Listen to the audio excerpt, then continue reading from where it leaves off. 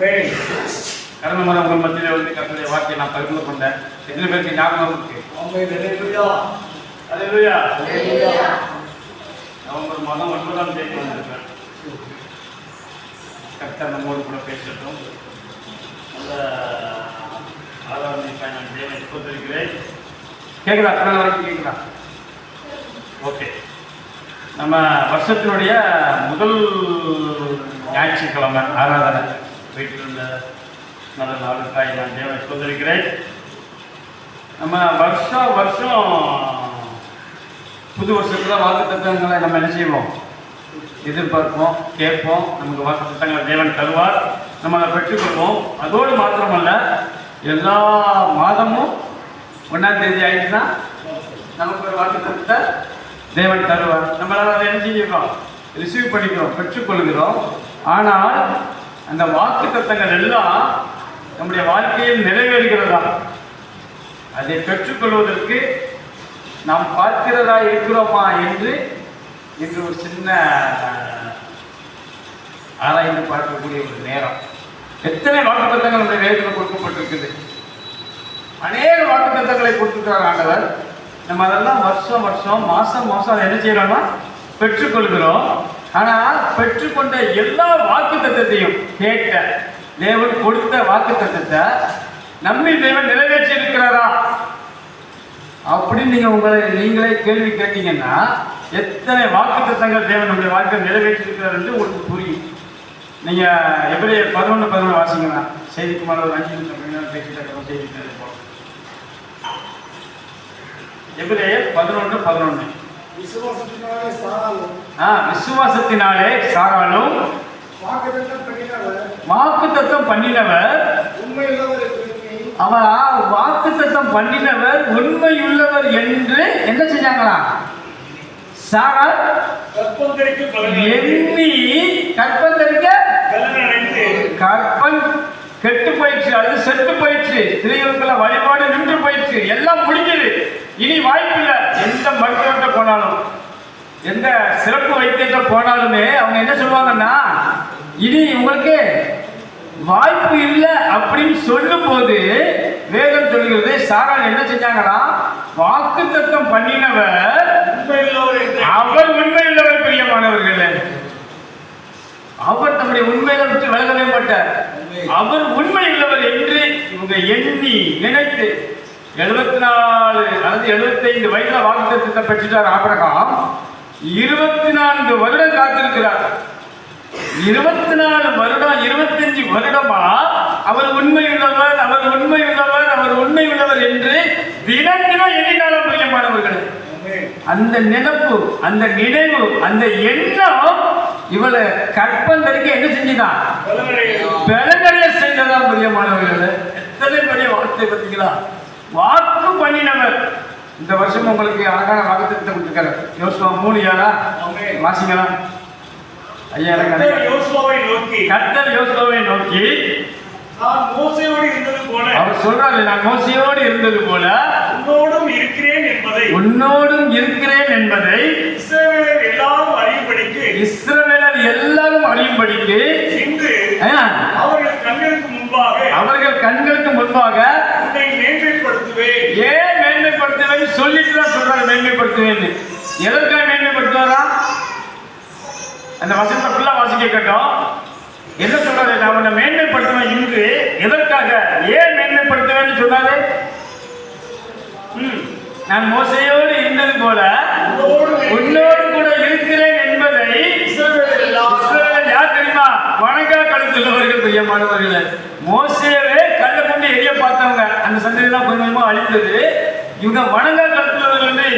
அப்போஸ்தலர் 7 ஸ்தேவான் சொல்றான், இந்த ஜனங்கள், அதாவது உங்களுக்கு எதிராக இருக்கிற, உங்களை தூஷிக்கிற, உங்களுக்கு விரோதமாக செயல்படுகிற, உங்களை மதிக்காம இருக்கிற, உங்களுக்கு இடைஞ்சலை உண்டு பண்ணிட்டு இருக்கிற எல்லாரும், உங்களுக்கு எதிராக இருக்கிற அத்தனை பேரும்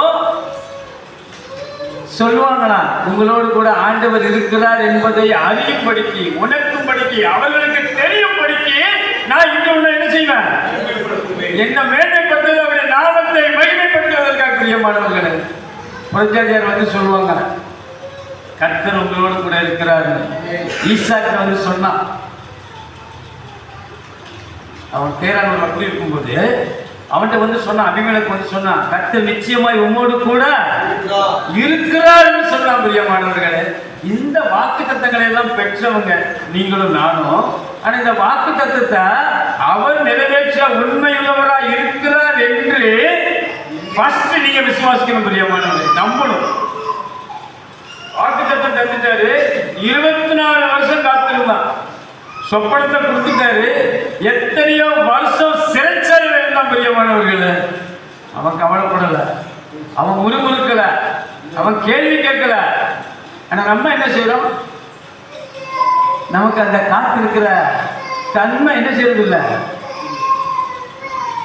காத்திருக்க ஏதாவது ஒண்ணு கேட்டுட்டா உடனே என்ன செஞ்சிடணும்? ஆண்டவர் தந்துடணும். தருவார் நிச்சயமா.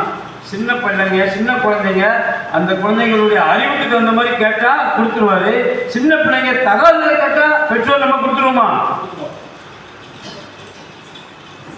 கண்டிப்பா கொடுக்க மாட்டோம். ஒரு ஆயுதத்தை கேட்டா கொடுத்துருவோமா? கொடுக்க மாட்டோம். ஆனா நமக்கு எதை எப்ப கொடுக்கணும் என்று ஆண்டவருக்கு அந்த அறிவு அல்லது அந்த புரிதல் உங்களுக்கு இருந்துச்சுன்னா போதும். பிரியமானவர்களே, நம்ம ஆண்டவர் குறை சொல்ல மாட்டோம். 1 Corinthians 10:22 வாசிங்க.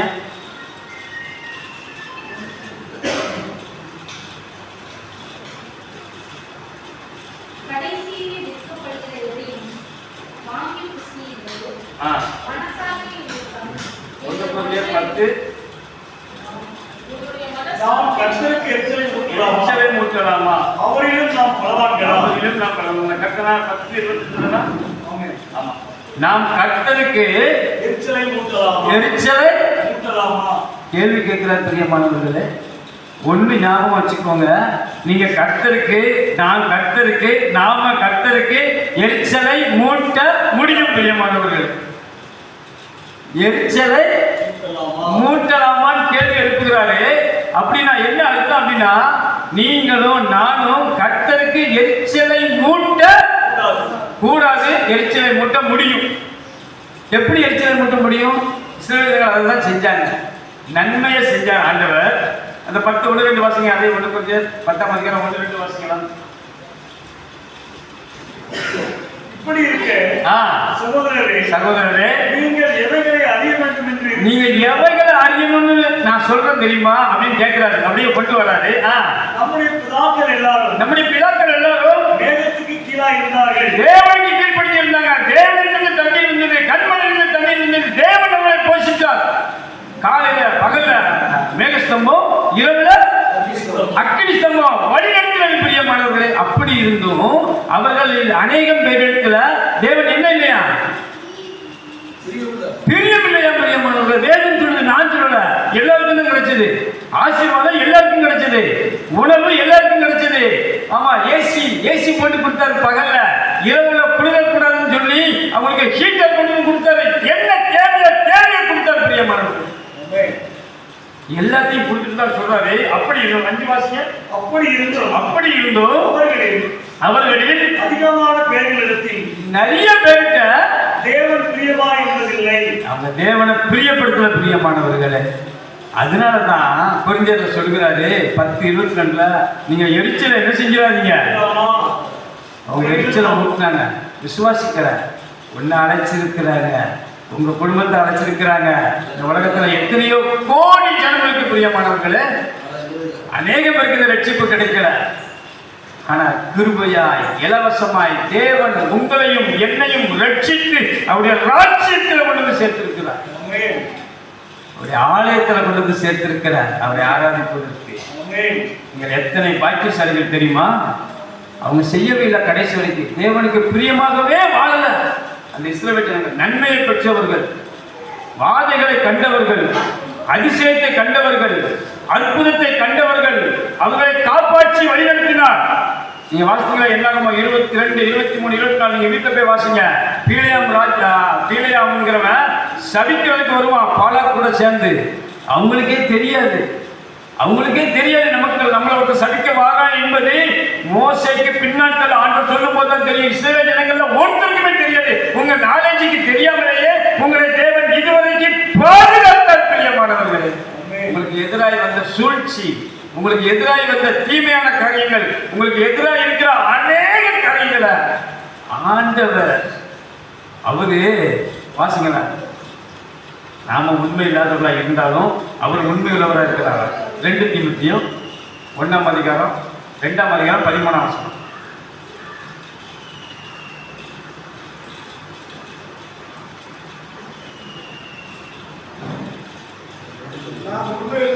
நாம் உண்மை இல்லாதவர்களா இருந்தாலும் அவர் கிரேட் ஆண்டவர் பிரியமானவர், அவர் கிரேட், அவர் உண்மை உண்மை உண்மை பிரியமானவர்களே. அந்த உண்மையை விட்டு அவர் பேச மாட்டார், அவர் மாற மாட்டாருங்க. அவர் நல்ல தேவன் பிரியமானவர்களே. நம்ம உண்மை இல்லைங்கிறதுனால உங்களை அவர் பாதுகாக்காம விடல, அவர் உங்களை போஷிக்காம விடல, அவர் உங்களை மேன்மைப்படுத்தாம விடல. அவர் உங்களோடு கூட இருக்க என்பதை அறியப்படிக்க அவர் இப்படிப்பட்ட அநேக காரியங்களை செய்கிறார் பிரியமானவர்களே. அதை புரிஞ்சுட்டா, அதை குறித்த புரிதல் வேதம் அப்படிதான் சொல்லுது. அவரை அறிகிற அறிவு என்று சொல்லுது. அறிவுன்னு நீங்க தப்பா நினைச்சக்கூடாது, நான் புரிதலுக்கு வரேன். ஆனா வேதம் சொல்கிறது அவரை அறிகிற அறிவு தான். அந்த அறிவு நமக்கு வந்துட்டுன்னா நம்ம ஆண்டவர் குறவே சொல்ல மாட்டோம். என்ன அவர் நேர்வழியாய் நடத்துகிறார், அதற்காக தேவனுக்கு ஸ்தோத்திரம் என்று சொல்லுவோம் பிரியமானவர்களே. அப்படிப்பட்ட கிருபைகளை தேவன் வாக்குத்தத்தம் தந்துடுவார். ஆனா அந்த வாக்குத்தத்தத்தை தேவன் நிறைவேற்றுவதற்கு, தேவன் என்னில் அவர் நிறைவேற்றுவதற்கு நான் எந்த அளவுக்கு ஒத்துழைப்பு கொடுக்கிறேன், எந்த அளவுக்கு அவருக்கு இடம் கொடுக்கிறேன் என்பதுதான் இப்பொழுது கேள்வி பிரியமானவர்களே. நீங்க அதை கேட்டு நீங்க அதை புரிஞ்சுக்கிட்டீங்கன்னா, அல்லது அந்த அறிவை பெற்றுக்கொண்டா நம்முடைய வாழ்க்கையில போராட்டமே கிடையாது. அதான் சங்கீதக்காரன் சொல்கிறான் 23:4, நான் மரண இருளின் பள்ளத்தாக்கில் நடந்தாலும், நான் எங்க போனாலும் எனக்கு பிரச்சனை இல்லை பிரியமானவர்களே. எது நடந்தாலும் எனக்கு பிரச்சனை இல்லை. ஏன்னா என்னோடு கூட சர்வ வல்லமையுள்ளவர் இருக்கிறார். அவர் உங்க கூட இருக்கணும்னா நீங்க என்ன செய்யணும் என்பதை குறித்து நம்ம இப்ப பார்க்கலாம். அதுக்கு மேல நம்ம ஒரு வசனத்தை வாசித்து நம்ம ஜெபிக்கலாம். மார்க் சுவிசேஷம், மத்திய சுவிசேஷம் 28:20 வாசிங்க.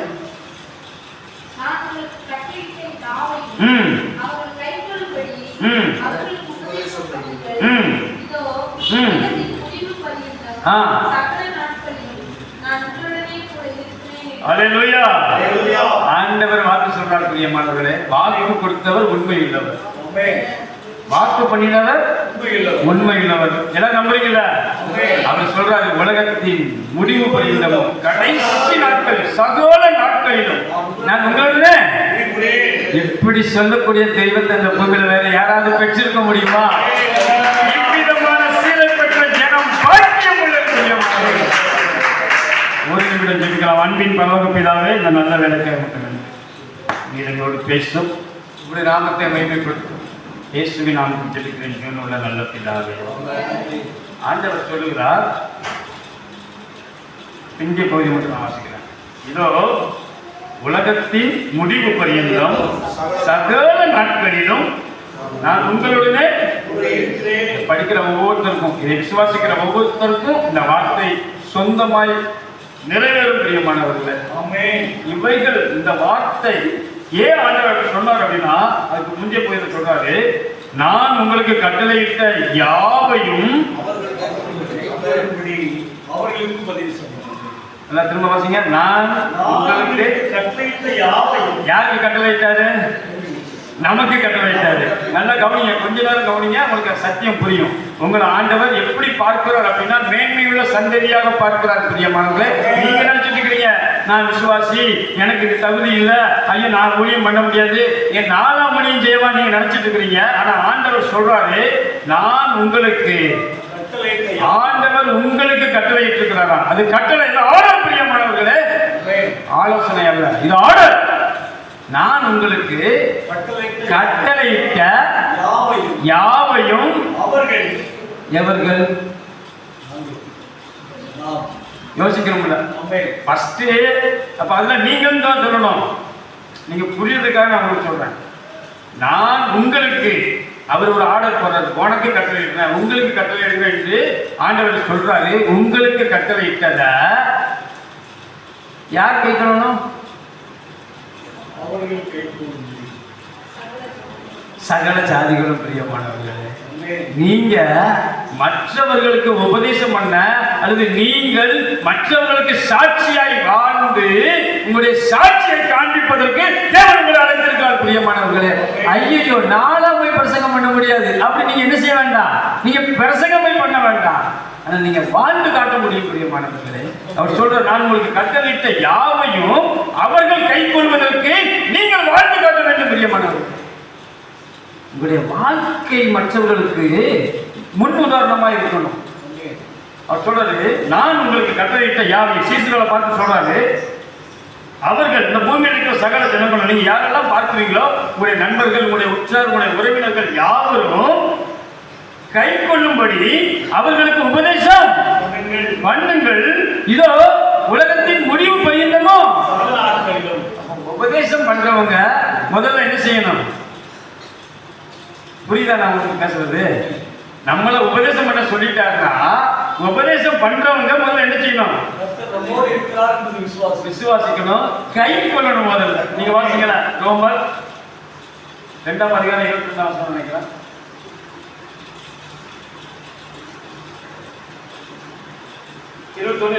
ரோமர் 2:21-22. ரோமர் 2:21-22. இப்படி இருக்க மற்றவர்களுக்கு போதிக்கிற நீ. ஆமா, அட்வைஸ் மட்டும் ஈஸியா பண்ணிடுவோம், எல்லாரும் பண்ணிடுவோம், யாருக்கும் அட்வைஸ் பண்ணிடுவோம், உபதேசம் பண்ணிடுவோம், அதெல்லாம் குறைவு இருக்காது. வேதம் சொல்கிறது மற்றவர்களுக்கு போதிக்கிற நீ உனக்குத்தானே போதியாமல் இருக்க. உனக்கு நீனே என்ன செஞ்சிக்க? போதி, கை கொள்ளு அப்படி என்று வேதம் வலியுறுத்துகிறது. பிரியமானவர்களே, களவு செய்யக்கூடாது, அதை எல்லாத்தையும் எழுத முடியாது. அதனாலதான் களவு விபச்சாரம் சொல்லி முடிச்சார். போதும், இதெல்லாம் செய்யக்கூடாது என்று சொல்லுகிற நீ களவு செய்யலாமா? அந்த காரியத்தை என்ன செய்யக்கூடாதா? மன்னிக்கணும்னு சொல்லுகிற நீ எல்லாத்தையும் நான் சொல்றேங்க, தேவ சன்னிதானத்துல இந்த பூமியில நான் யாருடைய பாவத்தையும் மன்னிக்காம இருந்ததில்லை. எனக்கு எதிராக செய்த அத்தனை பேருடைய பாவத்தையும் மன்னிச்சிருக்கிறேன். ஆண்டவர் தான் மன்னிக்க முடியும். ஆனா எனக்கு எதிராக செய்த பாவத்தை நான் மன்னித்து இருக்கிறேன். ஏன்னா என்னுடைய பாவம் மன்னிக்கப்பட வேண்டும் என்பதற்காக யாருக்குடையும் பகை கிடையாது. பிரியமானவர்களே, நான் நிறைய ஏமாற்றத்தை அனுபவிச்சிருக்கிறேன். நீங்க சொல்லலாம், பிரதர் எங்களுக்கு வந்த மாதிரி உங்களுக்கு ஏமாற்றம் வந்திருந்தா தெரியும்னு. வாங்க நம்ம டிபேட் போட்டுக்கலாம், உட்கார்ந்து பேசலாம்.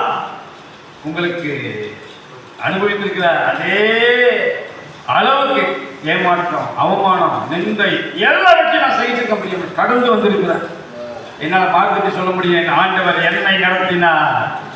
அதான் இதுல பாட்டு, கரிகுள் போன்ற கஷ்டங்கள் வந்து பாறை நீரே பாறையில் ஒளியாய், போன்ற கஷ்டங்கள் வந்து பாறையில் பாறையில் ஒளியாய்.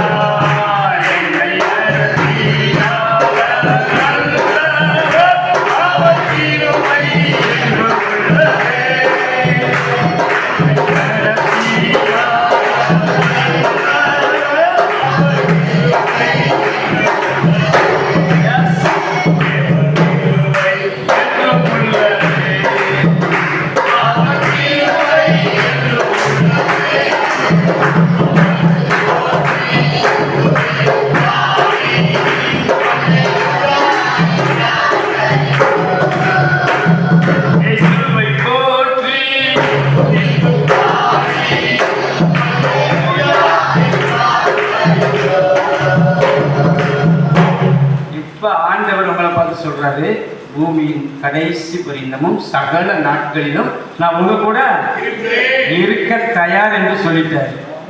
நம்ம உண்மை இல்லாதவர்களா இருந்தாலும் அவர் உண்மை உள்ளவராக இருக்கிறார். தம்மை தாமே அவர் என்ன செய்ய மாட்டாரா? மறுதளிக்க மாட்டார். சொல்லிட்டு பிறண்டு பேசுகிறவர் அல்ல. பிரியமானவர்களே, ஆண்டவர் அவர் உண்மை உள்ளவரா. 4:21 வாசிக்கலாம். ரோமர் 4:21 வாசிங்க. அது ஆபிரகாமுக்கு வேதம் சொல்கிறது, தேவன் வாக்குத்தத்தம் பண்ணினதை நிறைவேற்ற வல்லவராய் இருக்கிறார் என்று பாருங்க, கணவனும் மனைவியை குறித்து பரிசுத்த வேதம் சாட்சி சொல்றது. பிரியமானவர்களே, எத்தனை பெரிய மேன்மை இந்த பைபிள்ல. ஒரு கணவனையும் குறித்து ஒரு மனைவியையும் குறித்து எபிரேயர் 11:17 சாராளை குறித்து சொல்கிறார் வேதம் பரிசுத்த ஆவியானவர். இங்க சொல்றார் 4:21 அவர் சொல்றாரு, இவர் வாக்குத்தத்தம் பண்ணினதை நிறைவேற்ற அவர் வல்லமை உள்ளவர் என்று சொல்கிறான். பிரியமானவர்களே, அவர்கிட்ட எந்த குறைவுமே இல்லை. அவர் சொன்னார் நிச்சயம் செய்வார். பிரியமானவர்களே, அவர் சொல்லியும் செய்யாதிருப்பாரோ, அவர் வசனித்தும் அதை நிறைவேற்றாதிருப்பாரோ என்று சொல்கிறான் பக்தன். பிரியமானவர்களே, சொல்றாரு அவர் வாக்குத்தத்தம் பண்ணினதை நிறைவேற்ற வல்லவராய் இருக்கிறார் என்று நாம் முழு நிச்சயமாய் நம்பி முழு நிச்சயமாய் நம்பி அவன் விசுவாசத்தில் எப்படி அவன் தான் விசுவாசத்திலே ரொம்ப பலவீனமானவன். பிரியமானவர்களே, துவக்க காலத்துல ஆபிரகாம் சாராட்ட இருக்கும்போது நம்ம எல்லாருக்கும் தெரியும். சாராட்ட அந்த தேவதூதர் சொல்லும்போது ஆபிரகாம்கிட்ட பேசும்போது சாராள் என்ன செஞ்சிருப்பாங்க? நகைச்சிருவாங்க. ஃபர்ஸ்ட் நகைச்சது யாரு? நீங்க நல்லா பைபிள் படிச்சீங்கன்னா தான் உங்களுக்கு தெரியும். யாரை ஒருத்தர் ஆபிரகாம்ங்களா? ஆபிரகாம் தான் ஃபர்ஸ்ட் நகைச்சது ஆபிரகாம். ரெண்டாவது நகைச்சது தான் சாராள். ஆனா அவனை உருவாக்கினார். பிரியமானவர்களே, அவனை விசுவாசத்துல வளர்த்தா. ஆண்டவர் உங்க மேல பிரியம் வச்சிருந்தாருன்னா அவர் சொல்லுவார், அவர் வளர்ப்பாரு, உங்களை அந்த காரியத்துல அப்படியே கொண்டு வருவார். ஆனா நீங்க அவரை விட்டு வெளியே போகணும் மட்டும் என்ன செய்யக்கூடாது. உங்களுக்குள்ள உலகம் இருக்குமானா, சிற்றின்மை இருக்குமானா, நீங்க வெளியே போகணும் நினைப்பீங்க. உங்களுக்குள்ள அவருடைய நல்ல ஆவியானவர் இருப்பாரானா? ரோமர் 5:5 வாசிங்களா. மேலும் நமக்கு அருளப்பட்ட பரிசுத்த ஆவியினாலே தேவ அன்பு உடைய இதயங்களில் ஊற்றப்பட்டிருக்கிறபடியால், அப்படியே நெருக்கவில்லை, ஊற்றப்பட்டிருந்தால் அப்படி இல்லை, ஊற்றப்பட்டு இருக்கிறபடியால் ஆல்ரெடி ஏற்கனவே ஊற்றி விட்டார். பிரியமானவர்களே, அவரு உங்களை அழைக்கிறதுல அன்பை ஊற்றுறதுல அவர் குறைவிக்கவே இல்லை. தேவ அன்பு உடைய இதயங்கள்ல ஊற்றப்பட்டிருக்கு.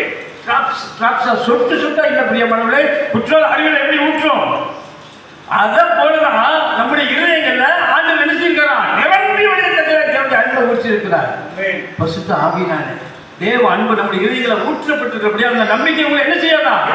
நீங்க வெட்கமே பட தேவையில்ல, பயப்பட தேவையில்லை. பிரியமானவர்களே, ஆனா அறிக்கையிடணும். எபிரேயர் 10:23 வாசிங்க.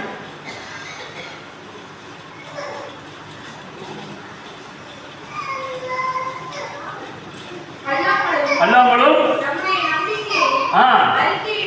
அறிக்கையிடுவதில் வாக்குத்தத்தம் பண்ணினவர் உண்மையானவராய் இருக்கிறாரே. எபிரேயர் வாக்கியம் சொல்லுகிறார், பயப்படாதீங்க. உங்களுடைய நம்பிக்கை அறிக்கையிடுவதில்ல டெய்லி சொல்லுங்க, என் பிள்ளைகளை தேவன் ரட்சிக்கிறார். உங்களுக்கு என்ன வேண்டுதல் இருக்கோ, உங்களுடைய என்ன தேவை இருக்கிறதோ தேவன் உங்களுக்கு வாக்கு கொடுக்கிறார். பிரியமானவர்களே, நம்ம எல்லாரும் அவர் மேன்மைப்படுத்துவேன்னு சொல்லியிருக்கிறார். அப்படிதானே? அவர் ஒரு நாள் சிரமப்படுத்த மாட்டார். நான் வேணா அவரை விட்டு தூரம் போய் சிரமப்பட்டு போலாம். இளைய குமரன் போன மாதிரி நான் என்னுடைய இச்சையை நிறைவேற்றுவதற்கு, ஆசையை நிறைவேற்றுவதற்கு நான் கீழ்படியாம நான் எங்க அப்பா விட்டு தூரம் போக முடியும். நான் ஆண்டவர் சொல்லுகிறார், ஒரு நாள் அவரு நம்ம தூரம் போகவே மாட்டார். பிரியமானவர்களே, அவர் மேல மிஸ்டேக் இருக்காது. அதனால நீங்க சொல்லணும், பயப்படாம சொல்லணும், நாம் நம்பிக்கையை அறிக்கை செய்வதில் உறுதியா இருக்கிற. பிரியமானவர்களே, வாக்குத்தத்தம் பண்ணினவர் அவர் உண்மையுள்ளவர். பிரியமானவர்களே, மாறவே மாட்டார். சங்கீதம் 89:34 வாசிங்க.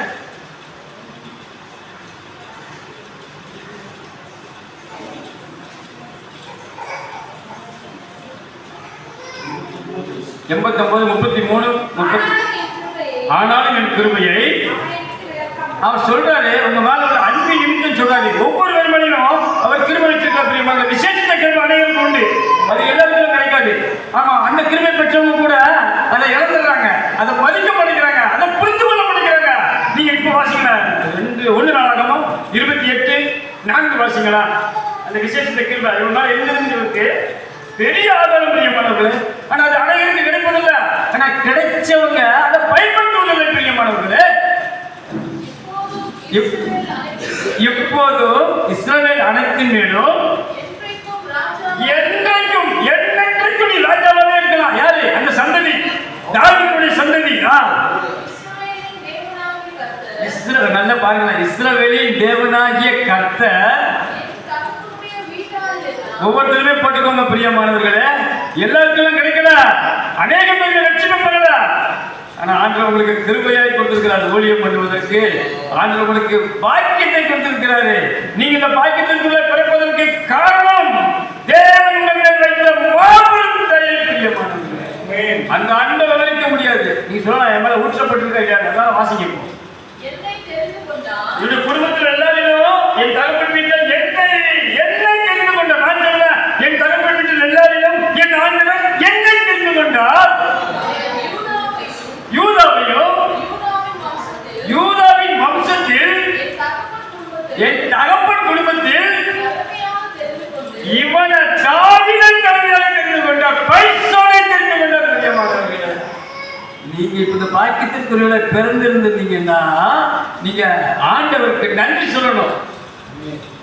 ஆண்டவருக்கு நன்றி சொல்லணும். பிரியமானவர்களே, கிடைப்பதில்லை. தாவீது கூட பண்ண 8 பேர் நினைக்கிறாங்க. நீங்க அந்த வீட்டில் போய் பிற வாசிங்க. ஆமா, அதுல எலியா கூப்பிட்டு வரிசையா வருவாங்க. ஆனா அந்த ராஜ பெண்மை நிறைய யாருக்குமே என்ன செய்யல. இவனுக்கு மூத்தது எத்தனையோ அண்ணமா இருக்காங்க, 7 பேர் நினைக்கிறாங்க. ஆனா யாருக்குமே அது என்ன செய்யல. சாமுவேல் வந்து மூத்தவனை பார்த்தவன இவனான்னு கேட்பான். இல்லைன்னு நீங்க வீட்டுக்கு 1 சாமுவேல் 16 இருக்கும். அப்படியே எனக்கு பொங்கும் பிரியமானவர்களே, ஆண்டவர் மேல செய்கிற அன்பு இருக்கு இல்லையா, அதை உணரலன்னா இப்ப வாசிங்க. அதே 1 நாளாகமும் 28 வாசிங்க. இப்போதும் நீங்கள் என்றென்றைக்கும் இந்த நல்ல தேசத்தை சொந்தமாக அனுப்பித்து இல்ல 1 நாளாகமும் அதே அதிகாரம் சொல்றாங்க. இப்ப 4 வாசிங்களா, 8 வாசிங்க. வாசிங்க. இப்போதும் நீங்கள் என்றென்றைக்கும் இந்த நல்ல தேசத்தை சொந்தமாக அனுமதித்து உங்களுக்கு பிறகு அதை உங்கள் பிள்ளைகளுக்கு சொந்தமாக பின்வைக்கும் பொருட்டாக நீங்கள் உங்கள் தேவனாகிய கர்த்தரின் கற்பனைகளை எல்லாம் கைக்கொண்டு விசாரிகள் என்று கர்த்தரின் சபையாகிய இஸ்ரவேல் அனைத்தின் கண்களுக்கு முன்பாகவும் நமது தேவனுடைய செவி கேட்கவும் உங்களுக்கு புத்தி சொல்கிறேன். 9 வாசிங்க. தெளிவா பேசுறார். பிரியமானவர்களே, என் குமாரனாகிய அவருக்கு அநேகம் பிள்ளைகள் இருந்தாங்க. ஒருவேளை உங்களுக்கு ஒரு சிலருக்கு ஒரு பையன் ஒரு பொண்ணு, அப்புறம் பாஸ்டையாக்கு எப்படி ஆண்டவர் புத்திர பையத்தை கொடுத்திருக்கிறாரோ, ஆனா உங்களுக்கு தேவன் மேன்மையான காரியத்தை ஊழியத்தை ஒப்பு கொடுத்திருந்தா நீங்க அதை ரொம்ப கண்ணுங்கருத்துமா செய்யணும். ஒரு பூமி கட்ட காரியத்திலேயே அம்பானி குடும்பத்தை எடுத்துக்கோங்களா, 2 பேர் இருந்தாங்க. ஒருத்தர் டாப்புக்கு போயிட்டார், அனில் அம்பானி முகேஷ் அம்பானி. ஒருத்தர் டாப்புக்கு என்ன செஞ்சிட்டாரு, அப்பா கொண்டு வந்து சொல்லியிருந்தான். ஆனால் ஒருத்தர் என்ன செஞ்சார், எடுத்து கொண்டு போய் இன்னைக்கு இந்திய பணக்காரங்கள்ல நம்பர் 1 கிட்ட வந்துட்டாரு. உலக பணக்காரங்களையும் மேலே எடுத்து வந்தார். இன்னொருத்தர் அதே அளவுக்கு என்ன செய்யல, வளரல. இப்படி உலக பிரகாரமான காரியங்களுக்கு ஒரு அப்பாவினுடைய தொழிலை, ஒரு அப்பாவினுடைய காரியத்தையே என்ன செஞ்சிருந்தாங்கன்னா செம்மையா கொண்டு வந்து தகப்பன் பேர, நான் பேச உங்களுக்கு புரியுதா, அப்பா பேர ஏதாவது சொல்லுங்களா. ஆமா, ஒரு சிலர் என்ன செஞ்சிருக்காங்க, அப்பாவுடைய வாசனையவே கெடுத்துடுறாங்க. ஆனால் ஆண்டவர் இறக்கம் உள்ளவர். பிரியமானவர்களே, ஆண்டவர் வந்து தீமையவே நன்மையாக மாற்றுகிறார். அதான் எங்க ஆண்டவரோட ஸ்டைலு. தீமையவே நீங்க உபாகமம் 20 வரைக்கும் நினைக்கிறாங்க. நீங்க வீட்டை போய் வாசிங்க.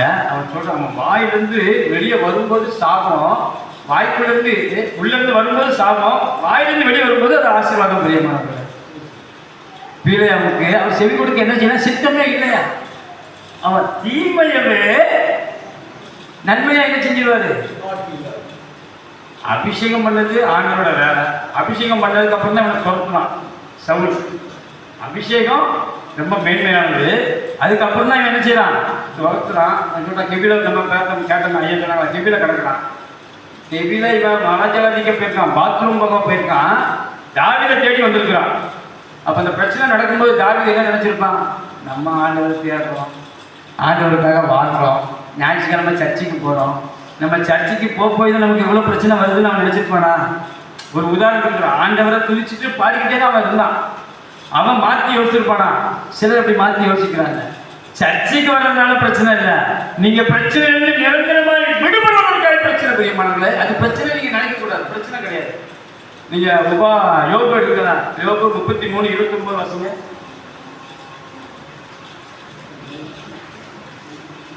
33 29.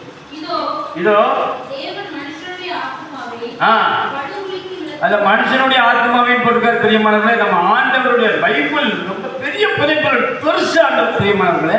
அதுல நீதிமான்கள் போடலாம், அவர்ல தெரிந்து கொள்ளப்பட்டவர்கள் போடலாம், அதுல வந்து இஸ்ரவேலர் யூதர் அப்படிலாம் போடல. அவர் சொல்றாரு மனுஷனுடைய எவ்வளவு நீதியா வந்தாரு. அப்போஸ்தலர் அப்படின்னு 10:35 வாசிங்க. அப்போஸ்தலர் 10:35 வாசிங்க.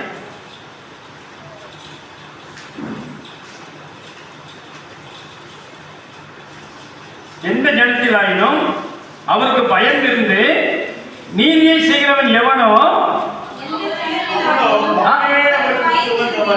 பாருங்க, அவர் சொல்ல எந்த ஜனம் இருக்கட்டும், அவர் சொல்றாரு யாரா இருக்கட்டும், அதுக்காக அந்த மனுஷனை என்று சொல்லுகிறார். பிரியமானவர்களே, வேதம் ஆமா யாரும் நாளைக்கு ஆண்டவரை பார்த்து நீர் என்ன செய்வீங்க என்று கேட்க முடியாது. பிரியமானவர்களே, அவர் சொல்றார் எந்த ஜனமா இருக்கட்டும் நீதியை செய்கிறவன் அவருக்கு பயந்திருந்து, ஆண்டவருக்கு பயந்திருந்து நீதியை செய்கிறவன் எவனோ அவனே அவருக்கு அந்த உகந்தவனை குறித்து அங்க சொல்றார். பிரியமானவர்களே, இப்ப வாசிங்க 33 29 வாசிங்க. இதோ தேவன் மனுஷனுடைய ஆத்மாவை படுகொலிக்கு நரகத்துக்கு ஆபத்துக்கு தப்புவிப்பதற்காய் விளக்குகிறதுக்கும் அவனை ஜீவனுள்ளோரின் வெளிச்சத்திலே பிரகாசிப்பதற்கும் நியாயப்பிரமாணம் இல்லாத காலத்துல வாழ்ந்த அந்த நாட்கள்ல உள்ள மனிதர்கள் எதிராக பிரியமானவர்களே எழுதி சொல்றா, ஜீவனுள்ள ஒரு தேசத்துல இவனா பிரகாசிப்பதற்காய் இப்படிப்பட்ட காரியங்களை தேவன் என்ன செய்யறாரா? என்ன காரியம் நடப்பித்தாரு? யோபுக்கு பிரச்சனை வந்துச்சு. என்னடா முதல் வாரம் வந்துட்டு இவர் ஒரே பிரச்சனையை கொண்டு வந்துட்டு இருக்காங்க நினைக்காதீங்க. அது பிரச்சனை கிடையாது பிரியமானவர்களே, பயிற்சி. அது உங்களுக்கு பயிற்சி. சைக்கிள் ஓட்ட கத்துக்கும் போது சில காயங்கள் வரதான் பிரியமானவர்களே. எல்லா காரியங்களுமே நம்ம கற்றுக்கொள்ளும் போது சில காரியங்கள் சில டேமேஜ் அல்லது பயிற்சி எடுக்கும்போது நடக்கக்கூடிய அந்த சின்ன பின் விளைவுகளை நீங்க வெறுத்தீங்கன்னா கற்றுக்கொள்ளவே முடியாது. கீழே விழுந்துரும் சைக்கிள் ஓட்டலாம் அப்படின்னு நினைச்சிட்டு இருந்தா கடைசி வரைக்கும் சைக்கிள் அடிக்க முடியாது. ஐயோ நேற்று கூட ஆக்சிடென்ட், முன்னாடி ஆக்சிடென்ட், அன்னைக்கு ஆக்சிடென்ட், வரும்போது ஆக்சிடென்ட். என் பிள்ளைக்கு நான் பைக்கோட சொல்லி கொடுக்க மாட்டேன், பைக்கே ஓட்டக்கூடாதுன்னா அந்த பிள்ளை ஆக்சிடென்ட் நடக்கத்தான் செய்யும், இல்லைன்னு சொல்லல. எதுக்கு ஆண்டவர் எந்தெந்த காரியத்தை நியமித்து வைத்திருக்கிறாரோ அந்தந்த காரியம் அந்தந்த காலத்தில் நடக்கும். நாம ஜாக்கிரதையா வாழணும். நாம ஜாக்கிரதையா அவர் சொல்றாரு இவைகளை எல்லாம் பலமுறை என்ன செஞ்சாரா? நடப்பிக்கிறாரா? இப்ப வாசிங்க நாளாகமம் 28:9 வாசிங்க. என் குமாரனாகிய சாலமோனே, நீங்க போட்டுக்கோங்க, உங்க பிள்ளைகள் பேரை போட்டுக்கோங்க. என் குமாரனே, நீ உன் பிதாவின் தேவனை அறிந்து அவரை உத்தம இதயத்தோடும் உற்சாக மனதோடும் சேவி. போதும், அதுக்கப்புறம் தொடர்ந்து வாசிக்கலாம்.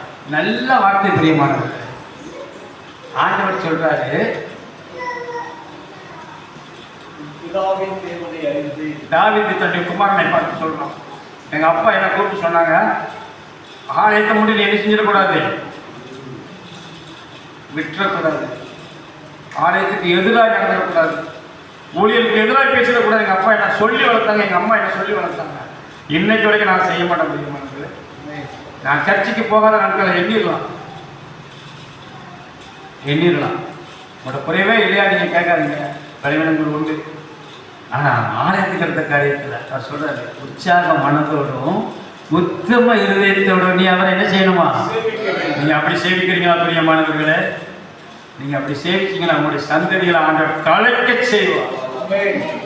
கடமைக்கு இருக்கக்கூடாது. உங்க ஊழியம் ஆலயத்துக்கு வர்ற காரியம் கடமைக்கு இருக்கக்கூடாது.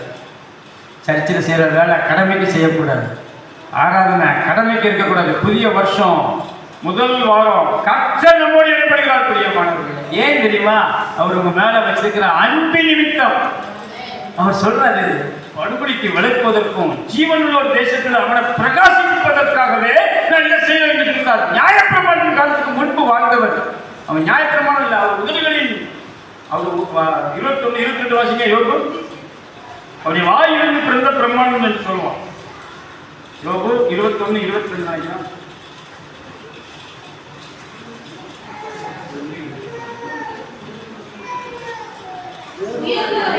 இல்ல 22. அவர் வாயினின்று பிறந்த வேத பிரமாணத்தை அவன் கர்த்தருடைய வார்த்தையை கேட்டு வாழ்ந்தவன் என்று அந்த காலத்துல இருக்கும். அவ்வளவுதான். அவனுக்கு நியாய பிரமாணம் கிடையாது. பிரியமானவர்களே, நம்மள மாதிரி பைபிள்ல கொடுக்கப்படாத காலத்துல வாழ்ந்தவர்கள் தான் இந்த யோபுடைய சரித்திரத்துல இருந்த நபர்கள் தான். அவன் சொல்றான், ஜீவனுள்ள தேசத்துல உங்களை பிரகாசிப்பதற்காக அவர் இப்படிப்பட்ட காரியங்கள் எல்லாம் நடத்துறாரு. இது ஒண்ணு பெரிய காரியமே இல்லை என்று யோபுவை பார்த்து சொல்கிறான். எளிவு. இப்ப நீங்க வாசிங்க 2 Corinthians 4:6 வாசிங்க.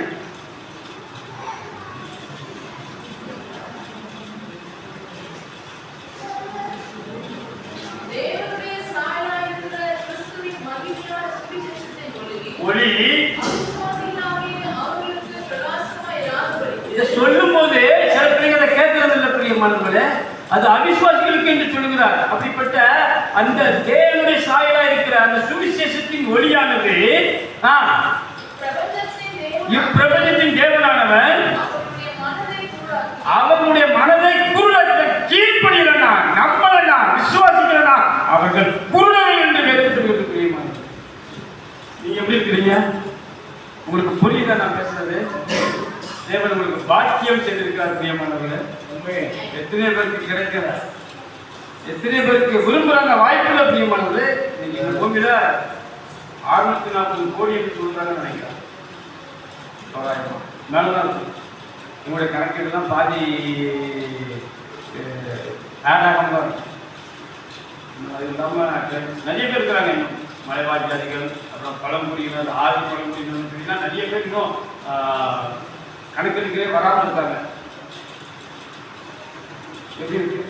ஆனால் உங்களையும் என்னையும் ஆண்டவர் அழைத்து நம்மை அவரை பின்பற்றக்கூடிய கிருபைகளை தேவன் கொடுத்து வழிநடத்துகிறாரே. எதற்காக? சகல நாட்களிலும் நான் உங்களுடைய கூட சொன்னவர் உண்மையுள்ளவர். பிரியமானவர், ஆபிரகாம் சொன்னா அதை சாராலும் சொல்றார். எபிரேயராக்கியம் சொல்றார். எப்படி சொல்றாரு? அல்லாமலும் நீங்கள் உடைய அறிக்கை எடுவதை எப்படி இருக்கணுமா? வாசிங்க 10:23. எபிரேயர் 10:23 வாசிங்க. கவனிக்கிறீங்களா?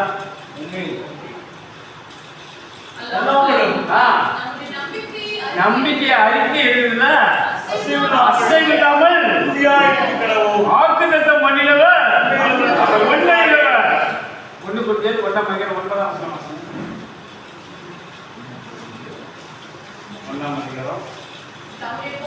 தம்முடைய குமாரனும்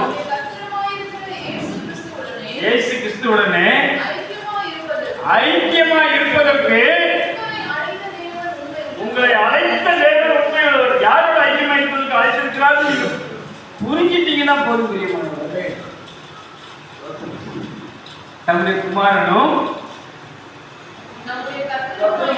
கர்த்தருமாய் இருக்கிற இயேசு கிறிஸ்துவுடனே ஐக்கியமாய் இருப்பதற்கு உங்களை அழைத்த தேவன் உண்மையுள்ளவர். அழைத்தவர் உண்மையுள்ளவர். பிரியமானவர்களே, அவர் அந்த உண்மையை விட்டு பிசகவே மாட்டார். அவர் நான் உண்மையை விட்டு பிசகவே மாட்டார். அதனால சொன்னார், நான் உண்மை உள்ளவர்ப்பா, நான் மாற மாட்டேன். அதனால உங்களுடைய ஐக்கியம் யாரோட இருக்கணுமா? இயேசு கிறிஸ்துவோட இருக்கணும். வாசிங்க 1 யோவான் 1:3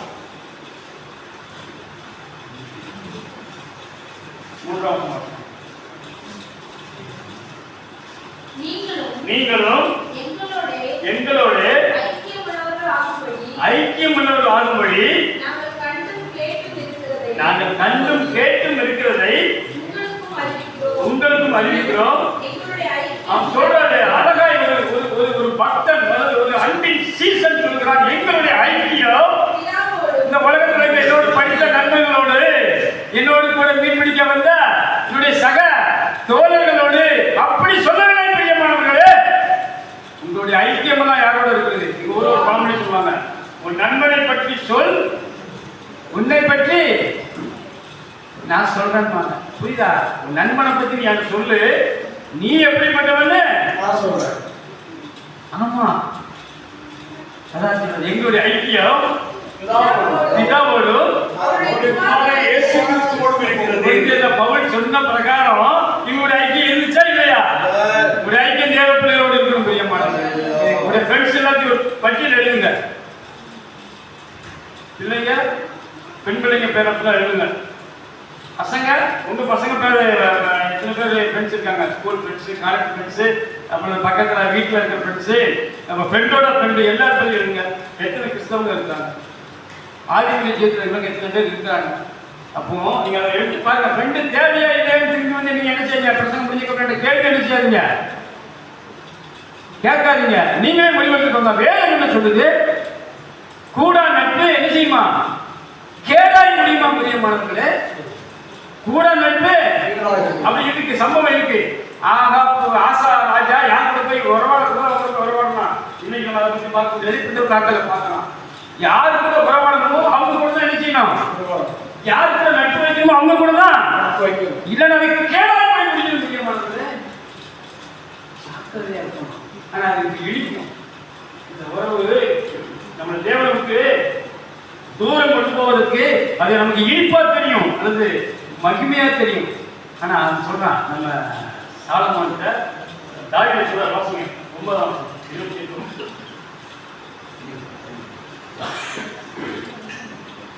1:4-28 ஒரு வாசகம் சொன்னான். சாலமோனே, நீ உன் பிதாவின் தேவனை அறிந்து உற்சாக மனதோடும் சேவி. அவர் சொல்றாரு, கர்த்தர் எல்லாருடைய இதயங்களையும் ஆராய்ந்து நினைவுகளின் தோற்றங்களை முதற்கொண்டு அவர் என்ன செய்யறாரா? அறிகிறார். பிரியமானவர்களே, யாரும் தப்ப முடியாது. செய்திருக்காரு சொல்றான், என் நாளில் சொல் பிறவாதற்கு முன்னே அது எல்லாரும் அறிந்திருக்கிறேன் என்று 139 சங்கீதத்தில் வாசிக்க வேண்டாம்.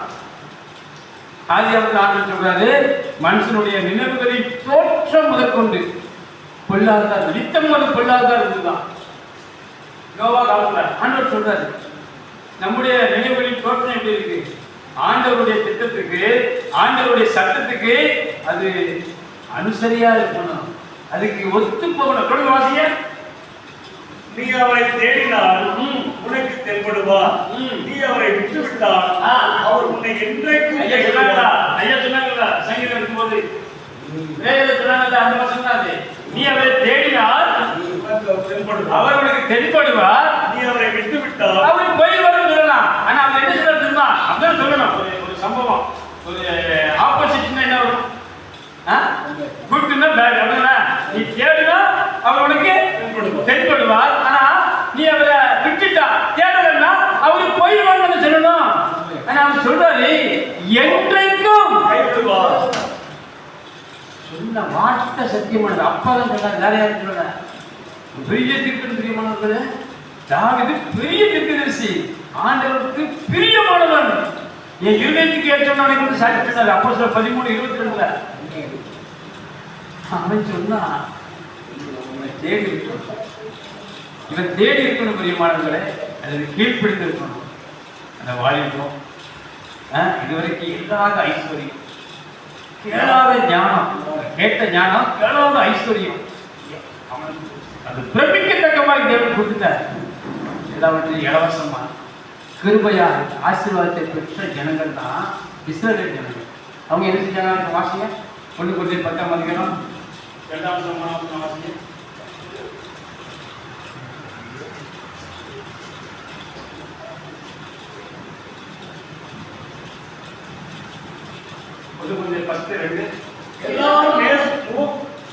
மோசேக்குள்ளாக மேகத்தினாலும் எகிப்தில அடிமைத்தனத்திலிருந்து புறப்பட்டு வந்த அத்தனை ஜனங்களும் மோசேக்கு கீழாக மேகத்துக்கு உள்ளாக இருந்தாங்க. சமுத்திரத்தினால் ஞானஸ்நானம் பண்ணப்பட்டார்கள். எல்லாரும் ஒரே ஞான போஜனத்தை புசித்தார்கள். எல்லாரும் ஒரே ஞான போஜனத்தை புசித்தார்கள். எல்லாரும் ஒரே ஞான பானத்தை குடித்தார்கள். எல்லாரும் ஒரே ஞான பானத்தை குடித்தார்கள். எப்படி அவரோடு கூட சென்ற ஞான கண்களின் தண்ணீரை குடித்தார்கள். அந்த கண்களை கிறிஸ்துவே என்று சொல்லுகிறார்கள். பாக்கியம் பாக்கியம் பெற்றவர்கள். ஆனா 5ஆம் வருஷத்துல 4ஆம் வருஷம் 5ஆம் வருஷத்துல சொல்றாரு. அப்படி இருந்தும் அவர்களில் அதிகமான பேர்களிடத்தில் ஆண்டவர் என்ன செய்யலையா? தேவன் பிரியமாயிருந்ததில்லை. சாப்பிட்டதென்னவோ தேவன் கொடுத்த ஆகாரம், குடித்ததென்னவோ தேவன் கொடுத்த தண்ணீர், பெற்ற ஆசீர்வாதம் எல்லாம் தேவன் கொடுத்தது. ஆனா தேவன் இருக்கிற ஒரு உதாரணத்துக்காக சொல்றேன். நல்ல வீடு வசதி கொடுத்துருப்பார், உங்களுக்கு ஒரு நல்ல ஆலயம் கொடுத்துருக்கிறார். எத்தனை பேர் இன்னும் வாடகையாக கட்டத்தில் இருக்கிறாங்க புரிய மாட்டேன். நான் பெருமைக்காக சொல்றேன். நான் எல்லாருக்கும் ஆண்டு ஆசீர்வாதம் கொடுத்தாரு, எல்லாரும் அதை புடிச்சிட்டாங்க. ஆனா எல்லாருக்கு மேலே அவர் என்ன இல்லையா? சொல்றாரு. 2 பேர் தான், யூனியன் குமார் தான் இல்லையா, யோசுவாவும் எப்னேயின் குமார் நாயர் அடைமொழி. நிறைய பேர் அந்த பேர்ல இருந்திருப்பாங்க. அன்னைக்கு எக்கச்சக்கமான தாத்தா பேரா, பாட்டி பேரா, மூதாதையர் பேரெல்லாம் கொடுத்துட்டே இருந்திருப்பாங்க. அதனால தான் அவங்க வந்து தகப்பன் பேர் தாத்தா பேரெல்லாம் சேர்த்து சேர்த்து சொல்லுவாங்க. 2 பேர் தான். ஆனால் அப்போ மோஸ்ட்லி ஆர்வமாக இருந்தாங்க. ஒரு உதாரணத்துக்கு சொன்னேன், இருக்கும்போது கூட அவங்க 2 பேரும் தலைவராக இருந்ததுனால அவங்க பேர் நான் சொல்லலை. மீதி புறப்பட்டு வந்த அத்தனை பேரும் வழியிலே மனுஷன் முடியுமா? சின்ன தாமதம் அவங்கள நினைச்சதில்ல. சின்ன தாமதம் பட்டினியா ஒரு நாள் ஆண்டவர் போடல, தாமதம். தங்கள் சுய இச்சைக்கு ஏற்ப போஜனத்தை கேட்டாங்க.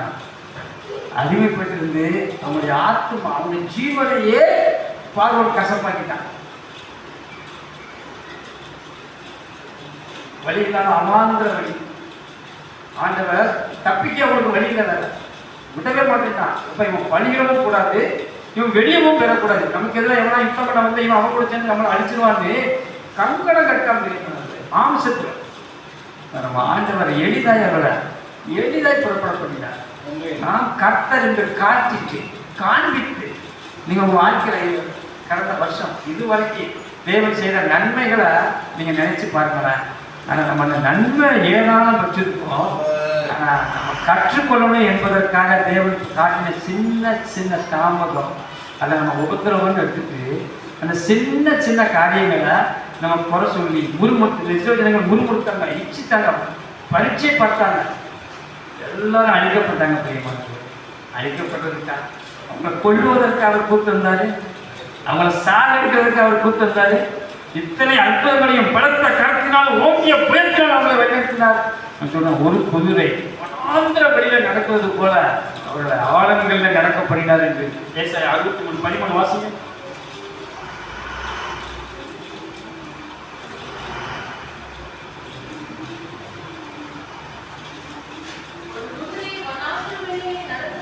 ஒரு குதிரை வனாந்திர வெளியிலே நடக்கிறது போல அவர்கள் இடராக படித்து எப்படி நடத்தினார் என்று ஏசாயா சொல்றான். பிரியமானவர்களே, அந்த நடத்துதெல்லாம் அவங்க கண்ணுக்கு தெரியல, அவ்வளவு நன்மையை பெற்றது தெரியல. எத்தனையோ பேர் அழிஞ்சிட்டாங்க. கொரோனாக்கு அப்புறம் கொரோனாவில் செத்தாங்கன்னா வருஷம் 5 இருக்கும்.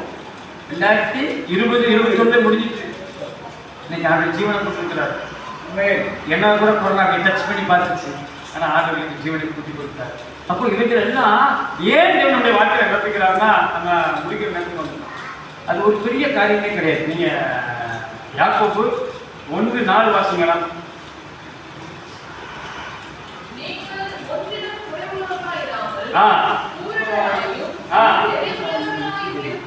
இருக்கும்படி உங்களுடைய வாழ்க்கையில நீங்க பூர்ணராய் நிறைவுள்ளவர்களாய் இருக்க வேண்டுமானால் ஒரு கிரியை நடப்பிக்கப்பட வேண்டும் என்று வேதம் சொல்கிறது. அதுல பொறுமை குறித்து அறிஞர் சொல்றதுனால அதை பொறுமையை போட்டுக்கிறார் ஆண்டவர். அதுல நீங்க பொறுமையை மட்டும் போடணும்னு நினைச்சிடாதீங்க. சாந்த குணம் மோசே இருந்தான், சாந்த குணம் வந்துச்சுன்னா எல்லாம் உள்ள வந்துடும்.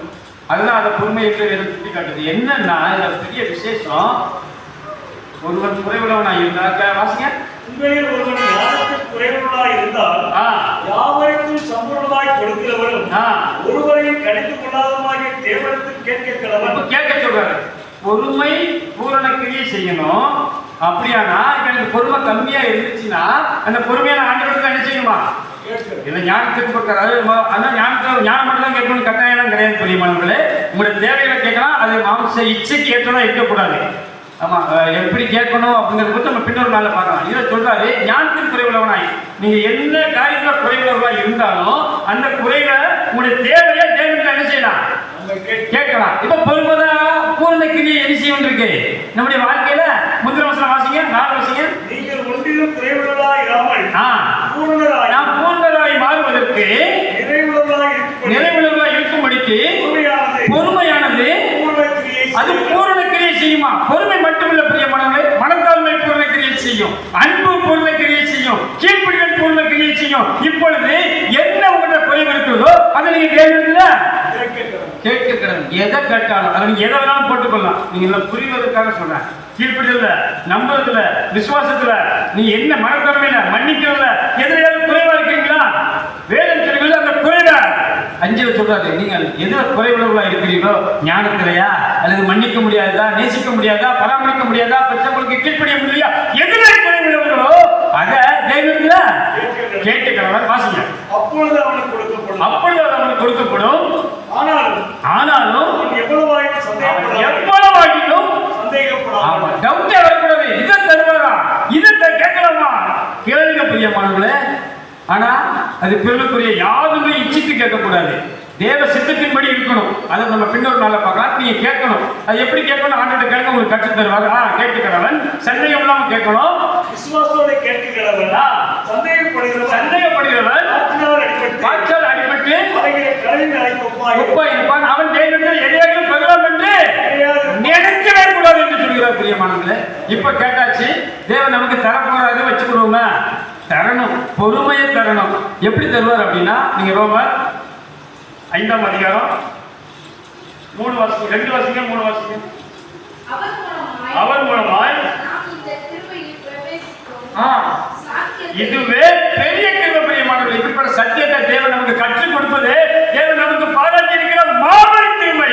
அதான் சொல்றாரு, அவர் மூலமாய் இந்த கிருபையை பிரவேசிக்கும் சாட்சியத்தை விசுவாசத்தால் பெற்று நிலை கொண்டிருந்து தேவ மகிமையை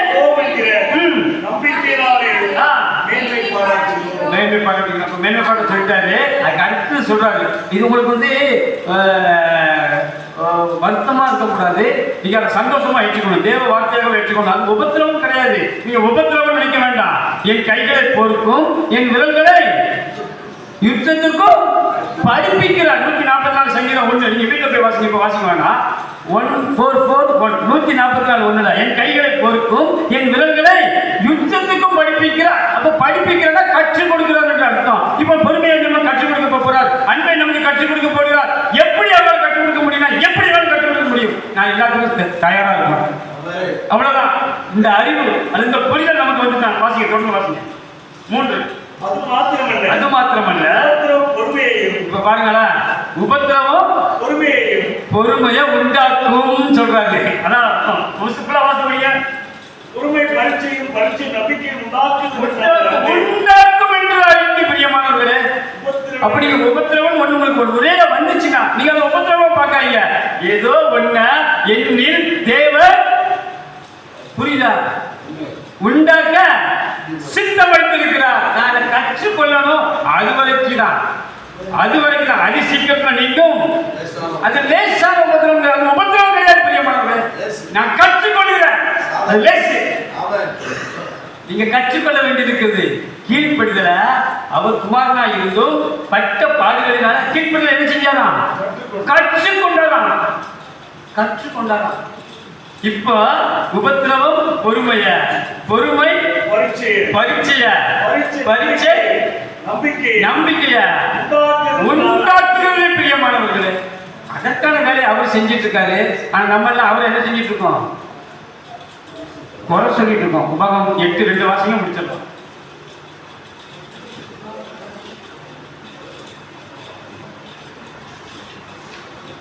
உபாகமம் 8:2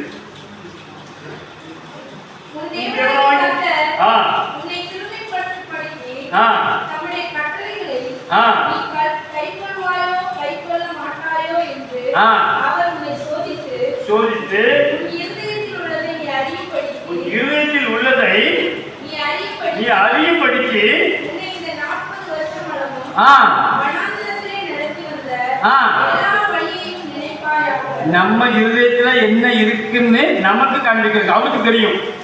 வரப்போற காரியங்களை கூட ஆண்டு அறிவா பிரியமானவங்களே, எதிர்காலத்தில் என்ன நடக்கின்றதெல்லாம் அவருக்கு தெரியும். ஆனா இங்க சொல்றாரு உன் இருதயத்தில் அப்படிமா இருக்கு,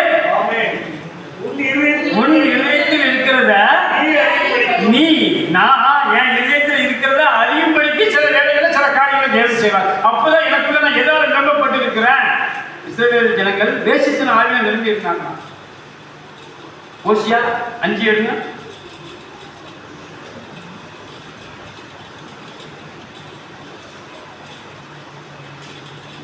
4 வாசிங்க. 5ஆம் அதிகாரம் 4. அவர்கள் தங்கள் தேவனிடத்திற்கு திரும்புவதற்கு தங்கள் கிரியைகளை திருத்த மாட்டார்கள். தேசித்த ஆவி உங்களுடைய உள்ளத்துல ரோமர் 5 வாசிங்க. மேலும் தேவ ஆவியினாலே, பரிசுத்த ஆவியினாலே தேவ அன்பு உங்களுடைய இதயங்கள்ல ஊற்றப்பட்டிருக்குமானா நீங்க தேவ கட்டளை சிந்திப்பீங்க பிரியமானவர்களே. கடைசியாக என் சகோதரர்களே, உண்மை உள்ளவர்கள் இருக்கிறோ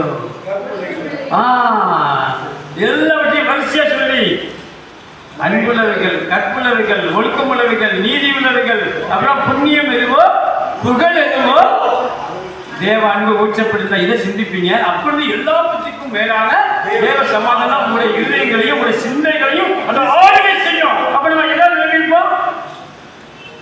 இப்படிப்பட்ட இஸ்ரவேலர்கள் ஓசியால் சொல்லப்பட்டது போல அசுத்தமான தேவையில்லாத கொள்ளாத ஆவினால் நம்ம என்ன செஞ்சிருக்க மாட்டோம், நிரம்பியிருக்க மாட்டோம். பிரியமானவர்கள், எனக்குள்ள எதா நான் நிரம்பப்பட்டிருக்கேன், தேவனுடைய வார்த்தையினால் நிரம்பப்பட்டிருக்கேன். இவரை குறித்து பேசி இதையே சிந்தித்து இதையே நினைச்சிட்டு இருக்கணும். எத்தனை பேர் நினைக்கிறோம், எத்தனை பேர் நினைக்கிறோம்? அவங்க இதயத்தில் எழுதுவன்கிறாரு, மனிதனை எழுதுவன்காரு, இதயத்தில் வைப்பன்காரு, மனதில் வைப்பன்காரு. நீங்க இப்ப எடுக்க நேரம் எபிரேயர் 10ஆம் அதிகாரம் 14ஆம் வசனம், 8ஆம் அதிகாரம் 10ஆம் வசனத்துல இருக்கு. நீங்க வீட்டில் போய் வாசிங்க. ஏன் இதெல்லாம் அவங்க சொல்றாங்க, நீங்க இதை படிக்கணும், இதை வாசிக்கணும். அவரே கீழ்பட்டதை கற்றுக்கொண்டாரா? வாசிக்கலாம். எபிரேயர் 5ஆம் அதிகாரம் 8ஆம் வசனம் வாசிங்க. 7, 8 வாசிங்க. அவர் மாம்சத்தில் இருந்த நாட்களில் தம்மை மரணத்திலிருந்து ரட்சிக்க வல்லமையுள்ளவரை நோக்கி பலத்த சத்தத்தோடும் கண்ணீரோடும் விண்ணப்பம் பண்ணி வேண்டுதல் செய்து நமக்கு உண்டான பயபக்தி நிமித்தம் கேட்கப்பட்டு அவர் குமாரனா இருந்தும் பட்ட பாடுகளினாலே தேவகுமாரனே கீழ்ப்படுதலை கற்றுக்கொண்டார். பிரியமானவர்களே, எதனால கற்றுக்கொண்டார்? எதனால கற்றுக்கொண்டார்? அவர் குமாரனா இருந்தும் பட்ட பாடுகளினாலே. நீங்க பாடு உபத்திரவம்னா பயந்துறாங்க. இவைகள் எல்லாம் எனக்கு பயிற்சி நீங்க கத்துக்கிட்டீங்கன்னா, மோசையானவன் பூமியில் உள்ள சகல மனிதரிலும் அவன் சாந்த குணம் உள்ளவன். பிரியமானவர்களே, அந்த சாந்த குணம் அவனுக்கு இருக்க போயிட்டா அப்பேற்பட்ட 6 லட்சம் புருஷன் இருக்கக்கூடிய அநேக லட்சக்கணக்கான கூட்டத்தை அவன் வழி நடத்தக்கூடிய தலைவன் ஆனான். பிரியமானவர்களே, அவன் பெரிய கோபக்காரன். 40 வருஷத்துக்கு முன்னால பாத்தீங்கன்னா வனாந்திரத்துக்குல அவன் மீதியான் தேசத்து மாமனாரை போய் பார்க்க முன்னால அவன் கோபக்காரன். ஒரு எகிப்தியனை கொண்டான், கொலைக்காரன். அப்படிலாம் நீங்க எடுத்துக்கலாம். ஆனா வேதம் உண்மை உள்ளவர் வைராக்கியத்தை நடத்திட்டான். ஏன் இதை சொல்றேன்னா, தேவனுக்கு உங்க நன்றி, உங்கள்கிட்ட சில பொறுப்புகளை அவர் உண்மை உள்ளவர் என்று எண்ணி இந்த ஊழியத்தை தந்திருக்கிறார். 1 Timothy 1:12. ஆகவே தேவன் உங்களுக்கு கொடுத்திருக்கிறார். இந்த காலகட்டத்தில் உங்களோடு கூட அவர் இருக்கிறது என்று வாக்கு பண்ணினவர் உண்மை உள்ளவர். அவர் நிச்சயமாய் வாக்கு பண்ணியிருக்கிறார், இருப்பார். ஆனா நீங்க அவரை மட்டும் என்ன செய்யறாங்க, நீங்க அவரை தேடும் போது அவர் உங்களுக்கு தென்படுவார். நீங்க அவரை வெற்றாதீங்க. எந்த சூழ்நிலையிலும் எதற்காகவும் என் ஆண்டவரை வெற்றாதீங்க. எந்த பழக பொருளுக்காக, எந்த காரியம், உங்க மாம்ச இச்சைக்காக, உங்க சுயநலத்துக்காக ஆண்டவர் என்ன செஞ்சாங்க, எதை விட்டுனாலும் எதை இழந்துனாலும் இந்த ஆண்டவரை பிடிச்சுக்கங்க. இதற்காக எல்லாவற்றையும் நஷ்டம் என்று விட்டு குப்பைமாக எடுங்கன்னு பிடிப்பேன்னு சொன்னார். நம்ம இப்பெல்லாம் வாசிக்க வேண்டாம், நேரம் இல்லை. அது ஆண்டவர் நம்மோடு கூட இருக்கிறேன் என்று வாக்கு பண்ணினவர். அவருக்கு தங்குற இடம் ஒரு பரிசுத்த ஸ்தலம் இல்லையா, அவர் உன்னதத்திலும் பரிசுத்த ஸ்தலத்திலும் வாசம் நிறுவனம். ஒரு வருஷத்தை வாசிக்கலாம். ஏசாயா 57:15 நினைக்கிறேன்.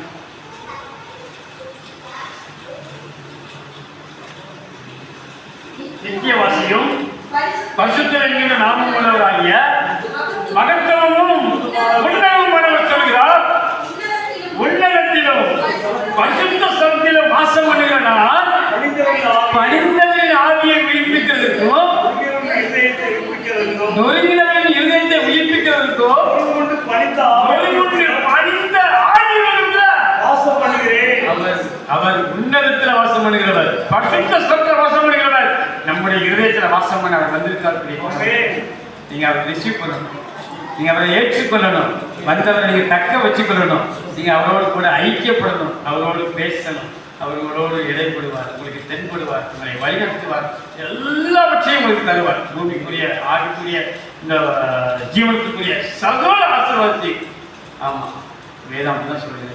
ரெண்டு பேர் ஒன்று நீங்க அதை வீட்டில் போய் வாசிங்க. சகல ஆசீர்வாதத்தின் ஜீவன் தர உண்மையுள்ளவர் இருக்கிறார். அவைகளெல்லாம் உங்களுக்கு ஏற்படுத்தி வைத்தாயிற்று என்று சங்கீதம் 30:11 சொல்கிறது. 30:11 சொல்கிறது. ஆகவே அவைகளெல்லாம் பெற்றுக்கொள்ள நம்ம பாத்திரவங்களை மாறுவோம். அப்படிப்பட்ட கிருபையை தேவன் நமக்கு தருவார். நம்ம எல்லாம் தேவனுக்கு நல்ல வார்த்தைகள் தேவன் சோதரிக்கலாம்.